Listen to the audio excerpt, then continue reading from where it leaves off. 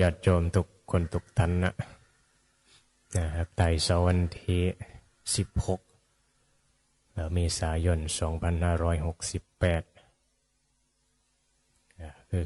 สิ้นสุดนั่นแหละกิจกรรมทางโลกเนาะวันสงกรานต์ปีใหม่ไทยแหละนั่นแหละเกิดดับไปสิเป็นสุขเป็นทุกข์ธรรมดาโลกมีกิจกรรมเหตุมีการงานเกิดเหตุการณ์สุขแน่ทุกข์แน่หรือก็เกิดการตายขึ้นมามีความสุขก็มีการตายก็มีความทุกข์ปนเปกันอยู่นี่แหละเขาก็มองให้มันเป็นธรรมมองให้เห็นธรรมมันก็สิมีการวางใจที่ถูกต้องอะไรเรียกว่าศึกษาธรรมกับบ่เป็นทุกข์เข้าใจโลกเขามีกิจกรรมเพื่ออย่างเข้าใจแล้วก็เข้าใจว่าประเภทนี้ที่เฮ็ดมากระทำกันมาส่งเสริมอย่างได้ประโยชน์อย่างได้ประโยชน์อย่างแน่กับการส่งน้ำได้ประโยชน์อย่างแน่ในการเฮ็ดกิจกรรมที่เฮ็ดขึ้นมานี้ถ้ามองในแง่โลกก็คือว่าแล้วก็สิหลงคือว่าละสิได้นั้นได้นี้ไปได้รับความสุขแต่ว่าถ้ามองในแง่ของธรรมะก็ได้ศึกษาละความสุขกับการเห็นเล่นน้ำปะแปงส่งน้ำแต่เกิดดับทำงานต่อว่าคนมาจากกรุงเทพก็กล้าไปทำงานก็เคยเป็นคือกันมัดเห็นบ่บอกเคยศึกษาธรรมะก็สิมองในแง่ของการได้มีความรู้สึกดีนี่การเฮ็ดกิจกรรมอันนั้นอันนี้หรือว่าบางเทอก็เป็นกิจกรรมเฮ็ดทุกข์ก็ได้เกิดเหตุการณ์บ่คาดคิดคาดฝันสิมีคนตายก็ได้เห็นบ่มีคือตายทุกปีนั่นแหละมีการมีงานเนี่ยมันก็เกิดอุบัติเหตุเกิดขึ้นเราเมายาส้นกันตายตีกันบ่ฮักกันอันนี้นี่แล้วศึกษาเบิ่งโอ้มันเป็นสิ่งที่นะไหลไปนำกระแสกิเลสเป็นสิ่งที่น่าเบื่อมุมมองของสัตว์โลกมองแบบยึดถือยึดมั่นนั่นแหละมองในแง่ธรรมแล้วก็เนี่ยมันมองแบบเข้าใจโลกมองแบบเหนือนะนี่แหละเขาเป็นว่าฝึกธรรมะนี่มันสิอยู่เหนือโลกเหนือสุขเหนือทุกข์เหนือการปรุงแต่งกิจกรรมอย่างก็คือเก้าหั่นละมันก็แค่สิ่งเกิดดับหั่นละสิปรุงแต่งอย่างก็ปรุงแต่งไปนั่นแหละถ้าว่ามันมีกิเลสมันก็สิเสพคือว่าหั่นละถ้าบ่มีกิเลสก็มันก็มีหั่นละแต่ว่าเฮาก็ศึกษาแม่นบ่ศึกษามันหลงบ่นะเห็นบ่อาศัยกิจกรรมต่างๆศึกษาเรียนรู้ให้ได้ประโยชน์มันก็สิก่อความเข้าใจนั่นแหละก่อปัญญาเป็นว่าศึกษาเรียนรู้ชีวิตกันบ่หลงอยู่แบบเงียบๆนี่แหละคือความสุขที่แท้จริงตามคำสอนพระพุทธเจ้าละอยู่กับการปรุงแต่งมันอยู่กับสังขารว่าง่ายๆก็อยู่กับโลกนี่มันอยู่กับสังขารเนี่ยบ่เที่ยงมันคล้ายๆว่าเป็นความหลงเป็นความฝันไปนะเห็นบ่มันแค่ขณะที่เกิดดับคือสิหลงกันแท้แม่นบ่คือบ่อยู่กับปัจจุบันเห็นบ่คือแล่นไปหาอดีตอนาคตผิดพลาดมายังมากก็ถ้ามาเห็นธรรมนี่มันสิหยุดเลยได้หยุดอยู่กับปัจจุบันแม่นบ่หยุดกับการศึกษานั่นแหละเพิ่นจะว่าให้มีสติอยู่กับปัจจุบันก็คือชีวิตมันก็แค่ขณะเท่านั้นแหละสุขทุกข์ก็อยู่แค่ขณะแล้วกันเกิดดับถึงแม้สิหวังอนาคต มันก็อาศัยปัจจุบันที่ฝึกนี่แหละสิอยู่กับปัจจุบันเนี่ยได้มีความสุขเห็นบ่มีกำลังของธรรมมีกำลังสติกำลังปัญญาเนี่ยนี่แหละพิจารณามันก็มองเป็นธรรมเกิดเหตุการณ์อย่างมาก็มองเป็นธรรมอันนั้นก็มีกำลังธรรมอันนี้บ่มีใจน้อมมาในทางธรรมมันก็มีแต่กิเลสหนามันก็เสพเห็นป่ะมองอย่างก็เสพมองคนในนั้นก็หลงคนด่ากันหลงคนส้มกันหลง นี่เฮามองเห็นชัดเลยเห็นบ่เฮามองธรรมเป็นเฮาก็มองเห็นธรรมนั่นล่ะนี่มันมองมีเห็นมันบ่เห็นกิเลสคำว่ามองเห็นธรรมก็คือการมองเห็นกิเลสมองเห็นโลภโกรธหลงในใจเจ้าของมองเข้าใจเจ้าของก็เข้าใจผู้อื่นนั่นล่ะไม่ต้องไปเข้าใจผู้อื่นเรียนรู้เจ้าของนี่มันก็เข้าใจผู้อื่นนั่นแหละเข้าใจกิเลสอันเดียวกันก็ตัวเดียวกันกิเลสเขาจะรวยเขาจะมีความสุขกับอันนั้นอันนี้ก็เข้าใจเขาก็เปลี่ยนมาเมื่อนั่นแหละกิเลสตัวเดียวกันมันเราต้องเรียนรู้เข้าใจเขาก็สิเข้าใจสภาวะธรรมอาการของจิตที่มันสงบนิ่งอันนี้แหละคือความสุขที่บ่ต้องอิงอาศัยไม่อิงอาศัยไม่เป็นธาตุของรูปเสียงกลิ่นรสก็คือว่าบ่เป็นธาตุกิเลสอันนี้มันเป็นธาตุกิเลสตัณหากันด้วยสุขก็มีเขาสุขทุกข์ก็มีเขาทุกข์นี่มันมีตัวตนคำว่ามีตัวตนนี่แหละมันเป็นเรื่องที่เนี่ยเป็นเรื่องใหญ่ละเป็นเรื่องสำคัญในพุทธศาสนาเลยล่ะเรื่องตัวตนเนี่ยแต่คนก็ให้ความสนใจน้อยทำบุญทำพิธีกรรมในวัดในว่าก็เป็นไปเพื่อการเสียบความสุขความทุกข์พอใจบ่พอใจแพ่เงินกันมาเฮ็ดบุญว่าเอาบุญซื้อบุญมาอ้างแต่ว่ามองชัดๆแล้วกลับกลายเป็นการทำบาปเป็นส่วนมากพากันลงนรกไม่ได้มีการชำระใจให้สงบระงับจากกิเลสตัณหามันจะมายั่วยุให้เกิดกิเลสตัณหามันเหมือนคำสอนพระพุทธเจ้าอยู่บ่เห็นบ่เนี่ยเอาไว้ให้คิดเพราะซื่อแบบนี้มันก็มีน้อยแล้วก็คนก็สนใจน้อยคือว่าปัญญาบ่ฮอดบ่ให้ความสำคัญบ่มีศรัทธาวัดใดมีการบ่ใบให้หวยหรือมีสิ่งศักดิ์สิทธิ์โอ้ยเต็มอย่างนั้นแหละท่านบัดใดสอนให้เข้าใจคำสอนพุทธเจ้าให้ละกิเลสตัณหามานั่งสมาธิภาวนาบุญใหญ่บ่ฮู้จักบ่เข้าใจมีศรัทธาอย่างนี้แหละว่าจังว่าศรัทธามันเป็นสิ่งสำคัญอยู่ความเสื่อนะความเข้าใจมันสิมีกำลังนะมันก็สิเยอะมาเข้าวัดมามันก็สิเห็นว่าเข้ามาหยังนั่นแหละมันมีปัญญาและมีความเสื่อที่ถูกต้องแต่นี่ความเสื่อแบบบ่ถูกต้องไปเสื่อว่าอันนั้นสิโดนบันดาลความเสื่ออยู่ศรัทธาพญานาคศรัทธาเจ้าปู่เจ้าตาเนี่ยนี่แหละจักเห็นบ่เห็นศรัทธาเขาว่าเลี้ยงเจ้าปู่เจ้าตาไปเลี้ยงเพิ่นจักเลี้ยงเพิ่นอยู่ซ้ายเจ้าของก็กินแมบกืนอึดกืนลืดเข้าไปในท้องเจ้าของไปเลี้ยงเพื่อก็มีเห็นเพิ่นมายิบกินเห็นปะเพิ่นมากอันนี้เพิ่นอันนี้เจ้าของแล้วมากบางเดือก็ได้เราอย่าป่าพิงเราให้ไก่โตไปเลี้ยงปู่ให้เพิ่นซอยคำสอนพุทธเจ้าไม่แม้นเพื่อสิมาโดนบันดาลเป็นการกระทำของเจ้าของทั้งหมดกรรมมาละเรียกเคียชีวิตเจ้าของเพียงแต่ว่าเฮาอาศัยสิ่งนั้นเป็นสื่อกระตุ้นให้เจ้าของทำความดีอันนี้คือมันได้ประโยชน์แบบนี้อาศัยเจ้าปู่เจ้าตาเนี่ยไปเฮ็ดโสเด้อมีสันเจ้าปู่เจ้าตาสิบ่สวยเจ้าได้สอนกันได้เนี่ยวันนี้เฮาก็มาเฮ็ดความดีแหละช่วยเหลือแบ่งปันกันในหมู่บ้านยึดถือเจ้าปู่เจ้าตาเพิ่นนี่ความดีอันนี้ได้อยู่สอนให้เป็นคนดีได้อยู่บ่เฮาเสือแบบว่าเพิ่นสิสวยเฮาถ้าเฮาเฮ็ดดีนะถ้าเฮาเฮ็ดโสเพิ่นปู่บ่สวยมันเป็นสิ่งที่ดีพญานาคคือกันแม่นบ่เจ้าพ่อเจ้าแม่ตะเคียนถ้าเฮาเฮ็ดดีมันสิสวยอันนี้มันเป็นสิ่งมันหรือว่ามันเป็นกุศโลบายให้คนทำความดีเห็นบ่เมื่อคนทำความดีเขาก็สิได้ประสบพบเจอกับสิ่งดีกรรมดีเห็นบ่บ่ได้มีไผมาโดนบันดาลดอกเป็นแค่ความเชื่อที่เราต้องประพฤติปฏิบัติเป็นกำลังใจให้เจ้าของทำความดีเหมือนมาโดนบันดาลนั้นความเข้าใจของคนมันก็เลยเอาใส่ความเชื่อตรงนั้นแหละกระตุ้นให้คนทำความดีมันก็มีประโยชน์แต่พอผู้มีปัญญาแล้วก็บ่ได้อ่อนวอนหรือไปเลี้ยงแบบ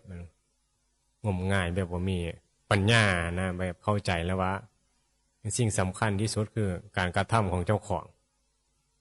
คำเว้าคำจ่าไม่สิดีเลือดรูซ้ำใดรูลาซ้ำใดสวยรูซ้ำใดคำเว้ากันแต่การกระทำมันแสดงออกมาบ่ดีเหมือนกันเนี่ยมันก็ไม่เหมือนว่าดีแหละมันชัดเจน การกระทำชัดเจนก็คำเว้าคำพูดสวยหรูหรือจะโซ่การกระทำที่ชัดเจนบางคนว่าฮักพอฮักแม่เอาเงินมาให้พอให้แม่ว่าฮักบางคนเหมือน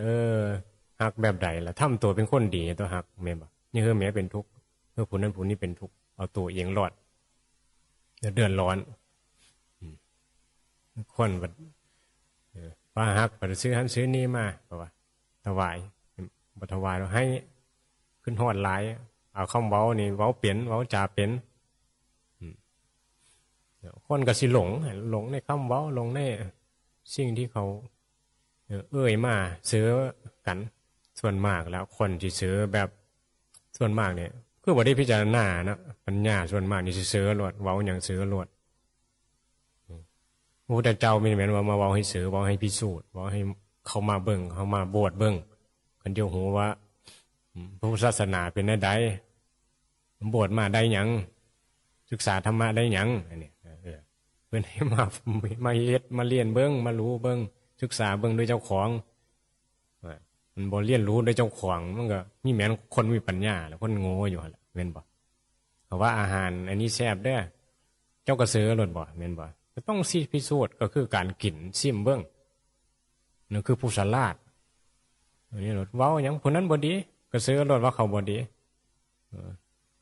วัดนั้นบ่ดีพระอาจารย์นั้นบ่ดีซื้อรถได้คนนึงโอ้อันนี้แหละคือบ่มีปัญญาก็ซื้อเนี่ยนั่นแหละต้องพิสูจน์แหละเนาะเพิ่นบ่ดีหรือจะบอกเป็นหยังบ่ดีก็พิสูจน์เบิ่งแหละเพิ่นดีแนวใดหลวงปู่หลวงตาเพิ่นดีแนวใดพระอรหันต์ดีแนวใดพุทธเจ้าดีวัดดีแนวใดซะตัวเฮาสิดีเฮาดีแนวใดดีที่เขาเว้าดีบ่หรือการกระทำดีก็ต้องมีเหตุมีผลเข้าใจในหลักธรรมที่ถูกต้องแม่นบ่แล้วก็ประพฤติไปแหละไม่มันดีที่เขาเว้าดีที่ว่าถือใจเจ้าของถือใจเจ้าของนี่มันมีกิเลสมันก็ถืออย่างถือใจมันก็ว่าดีคือว่าหั่นล่ะอันนี้มันเป็นเรื่องของกิเลสถ้ามันถือใจเนี่ยมันดีความสุขความสนองตัณหานะส่วนมากมันสิหลงในความรู้สึกดีเจ้าของว่าเรื่องมันถือใจก็ดีไปหมดละพอมาวัดครูบาอาจารย์ย้องครูบาอาจารย์ให้อย่างที่สนองตัณหาเจ้าของได้บ่เรียกใบหวยโอ้ดีหลวงปู่นี่ดีหลวงตานี่ดีอาจารย์นี่ดีเพราะว่าเพิ่นให้ในสิ่งที่เฮาถือใจนะมันเป็นสิ่งที่เฮานี่นะเราบ่ได้พิจารณาในหลักธรรมในมุมมองนะที่ว่าเฮ็ดให้ใจเจ้าของนี่บ่ทุกข์นะนี่คนบ่ได้มาสังเกตเบิ่งใจเจ้าของนี่ที่จริงคำสอนพุทธเจ้ามันเพิ่นเน้นมาให้เฮาศึกษาใจศึกษาความหลงนะอาการปรุงแต่งของจิตที่เป็นทุกข์นี่แหละคนเข้าไปวัดเพราะบ่ได้รับการอธิบายให้พิจารณาใจมันมีแต่การหลงมีแต่การกระตุ้นให้ใจนี่หลงในสังขารหลงในบุญญาภิสังขารบางเด้อก็ได้หลงในอานิสงส์เฮ็ดไปแล้วก็มีความหวังสิได้ทั้งที่ว่าจักได้บ่ได้นะเสี่ยงไป เสี่ยงคือหลวงพ่อเพิ่นเว้าแล้วเสี่ยงคือว่าถือเลขจักถือบ่ถือแต่ก็เสี่ยงเบิ่งอาจสิถือเฮ็ดบุญไปจักสิได้บ่ได้เฮ็ดไปอาจสิบุญอาจสิส่งผลไม่ได้มีศรัทธาเข้าใจอีหลีนะว่าบุญนี่มันก็เฮ็ดไปได้บุญแน่นอนนะนี่บ่มีได้ยังลังเลเฮ็ดบุญได้อยู่บ่เขาเฮ็ดบุญก็คือยากจนก็มีนี่แหละบางเทื่อมันก็เฮ็ดให้จิตใจมันบ่ค่อนแค้นได้นะคือว่าบ่มีการภาวนาบ่มีปัญญาที่เข้าใจหลักธรรมอีหลีมันก็สิค่อนแค้นงอนแงนบ่มีศรัทธาในการทำบุญตลอดไปบ่มีศรัทธาในการรักษาศีลภาวนาเอิ้นว่าอันนี้แหละความเชื่อที่บ่ประกอบด้วยปัญญามันก็บ่ค่อยได้ประโยชน์ค่อยเขวได้ลังเลสงสัยได้เพราะว่าบ่ได้มาเรียนรู้แล้วก็ปฏิบัติด้วยเจ้าของนั้นผู้มาปฏิบัติพิสูจน์ด้วยเจ้าของก็สิมีหลักมั่นคงกว่าหรือมาเป็นพระเป็นชีมาอยู่ในวัดเรียนรู้ศึกษาอาศัยสื่อคำสอนครูบาอาจารย์พระพุทธเจ้าเนี่ยเรียนรู้ในพระไตรปิฎกมาน้อมาพิจารณาจุดมุ่งหมาย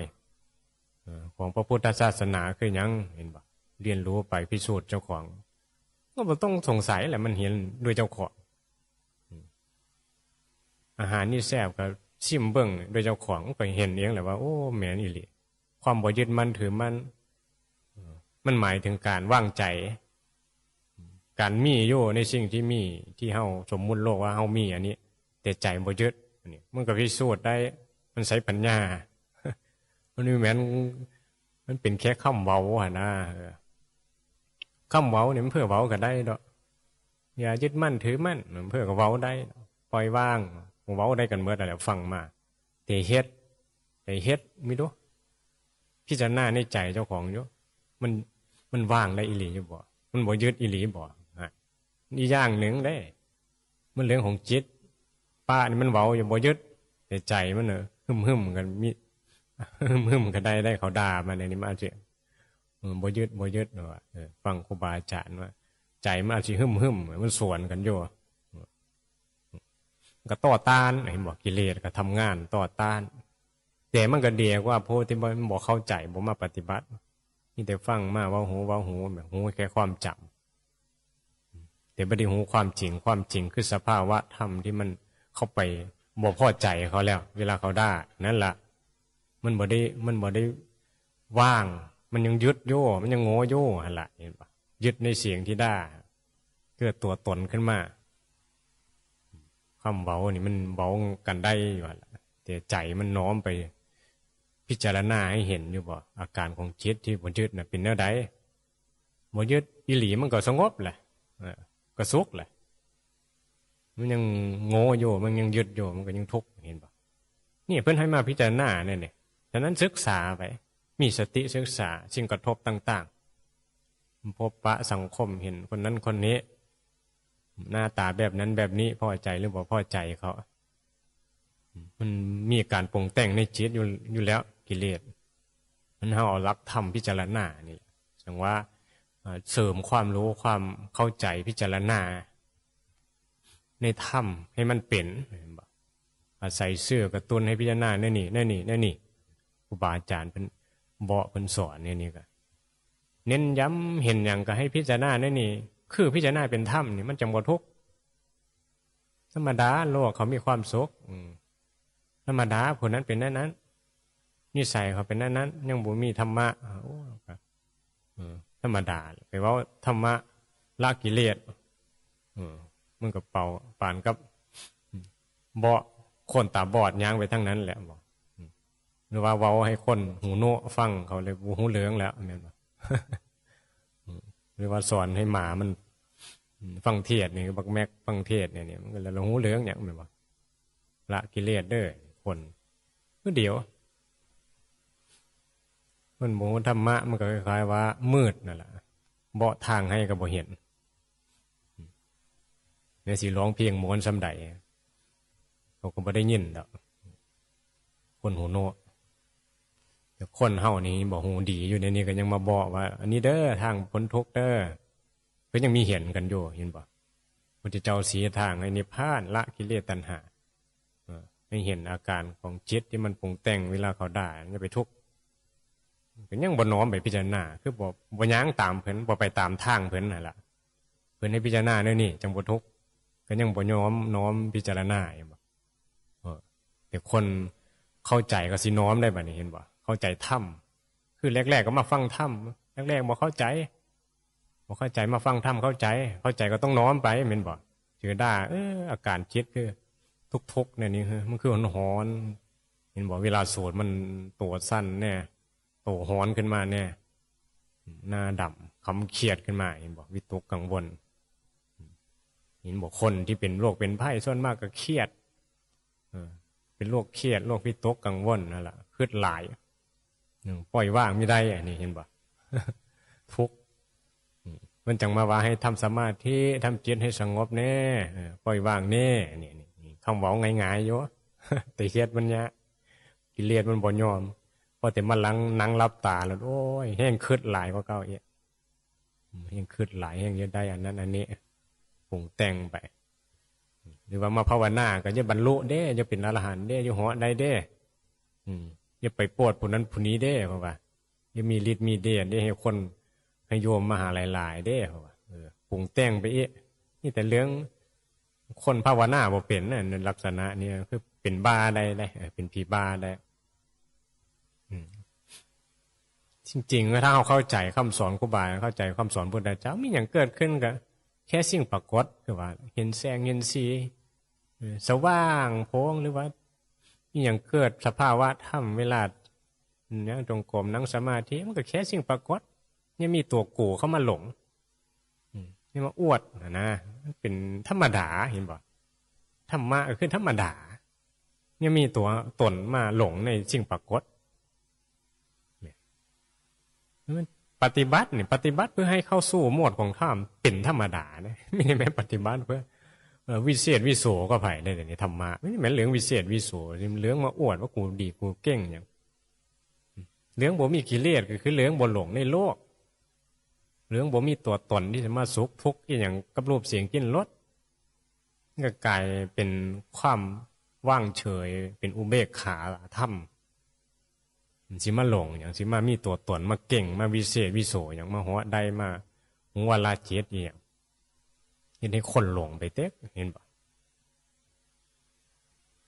นี่แหละจังว่าเพื่อสิศรัทธาบ่ศรัทธาผู้ภาวนาก็ปฏิบัติไปเห็นบ่ไม่ได้หลง